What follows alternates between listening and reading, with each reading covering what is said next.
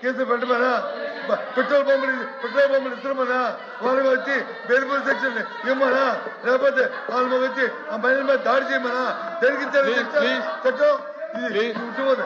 దయచేసి సార్ ఎవరు తల్లైనా ఎవరు భార్య అయినా ఏ మహిళ అయినా అందరూ గౌరవించాల్సిందే, పూజించవలసిందే. ఇందులో ఎవరికి ఏ విధంగా భేదాభిప్రాయం లేదు అధ్యక్ష, ఇందులో ఎవరికి భేదాభిప్రాయం లేదు అధ్యక్ష. ఎవరు చేసినా సరే తప్పే అధ్యక్ష, ఎవరు చేసినా సరే తప్పే అధ్యక్ష, తప్పుని సంబంధించే సమస్య లేదు అధ్యక్ష. కానీ అక్కడ పరిస్థితులు, అక్కడ వాస్తవాలు, అక్కడ జరుగుతున్న పరిణామాలు అవన్నీ కూడా ఆలోచన చేసుకోవాలి బాధ్యత ఉంది అధ్యక్ష. ఆయన వచ్చి చెప్పాడు జరిగింది, నా వయసుకి మంచిది కాదు, నన్ను ప్రేరేపించారు కాబట్టి నేను ఆ పరిస్థితులు నోరు జారాను, తప్పు, నేను విత్డ్రా చేసుకుంటాను, నా వయసుకి మంచిది కాదు, ఇది చెప్పకూడదు అనకూడదని క్షమాపణ కోరాడు అధ్యక్ష. ఆ జ్ఞానం ఉండబట్టే, ఆ ధైర్యం, ఆ తప్పు చేద్దానే అని రిలేజెస్ ఉండబట్టే చెప్పాడు అధ్యక్ష. ఎంత నేను ఎవరిని అందగాని ఎంతమంది మీరు మాట్లాడారు, ఏ విషయంగా ఎంతమంది మీ పార్టీలో వ్యక్తులు మాట్లాడారు, అవన్నీ దేనికోసం ఎక్కడ తీసుకున్నారు అవన్నీ నెలలో అది మీ ఇంగిదిగానికి మైకనీసేయండి. ఏకపక్షంగా ఉండకూడదు. ఒక్క నిమిషం బొత్స గారు ఒక్క నిమిషం ఓపిక ఏనండి, మీరు వినండి దయచేసి. పెద్దవారు కొంచెం ఓపిక ఉండాలి మీకు.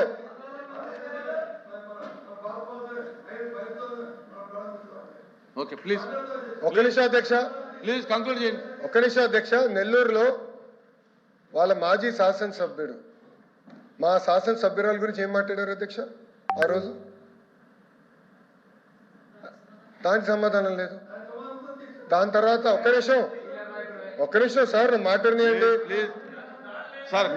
మీరు మాట అంటున్నా, మీ పార్టీ నాయకుడు వెళ్ళి సింపుల్ గా ప్రెస్ మీట్ లో 2 చిన్న మాటలు చెప్పారు.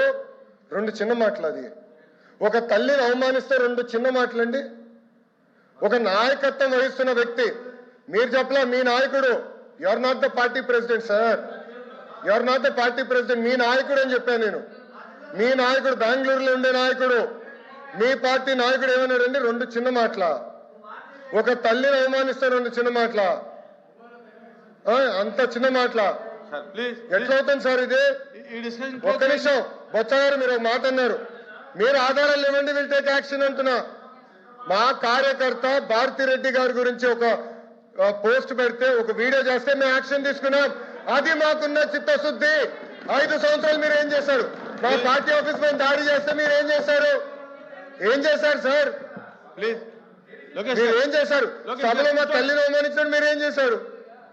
ఒక్క నిమిషం ఎల్ఓపి గారు, నేను సూటిగా ప్రశ్నిస్తున్నా, అంబటి రాంబాబు గారు ఇచ్చిన స్టేట్మెంట్ కరెక్టా రాంగా మీరు తేల్చి చెప్పండి ఫస్ట్ మాకు. ప్లీజ్ సార్, ఇంకా దీని కంటిన్యూషన్ లేదండి. ఇది కంటిన్యూషన్ ఆయన తర్వాత మీరు, మీ తర్వాత ఆయన అంటే ఇంకా ఎక్కడయ్యేది ఇది?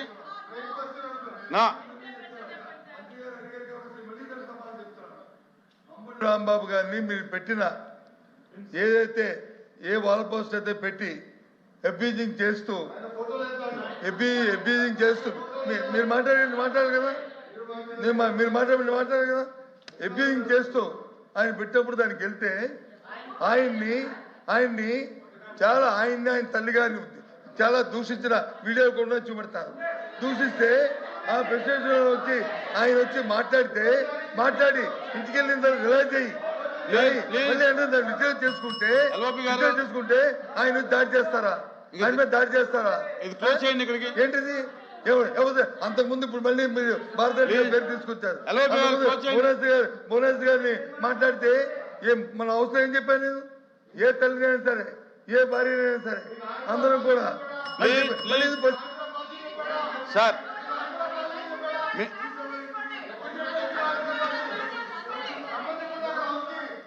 ప్లీజ్ ఎల్ఓపి గారు ఇంకా క్లోజ్ చేయండి. లోకేష్ గారు ఇంకా క్లోజ్ చేయండి. దీన్ని చేసిన తప్పులు వచ్చి క్లోజ్ చేయండి. ఏదో విధంగా ఎల్ఓపి గారు కూర్చోండి. ఎల్ఓపి గారు కూర్చోండి, ప్లీజ్ కూర్చోండి.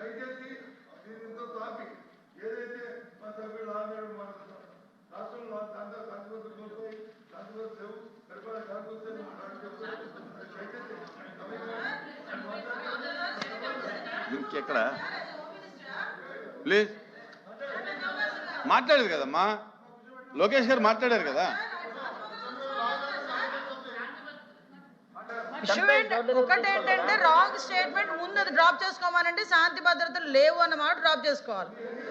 మీరు బేస్లెస్ స్టేట్మెంట్ ఇచ్చి స్టేట్మెంట్ చేస్తామంటే మాత్రమే ఒప్పుకోము. దాని గురించి చర్చించడానికి నేను రెడీగా ఉన్నా.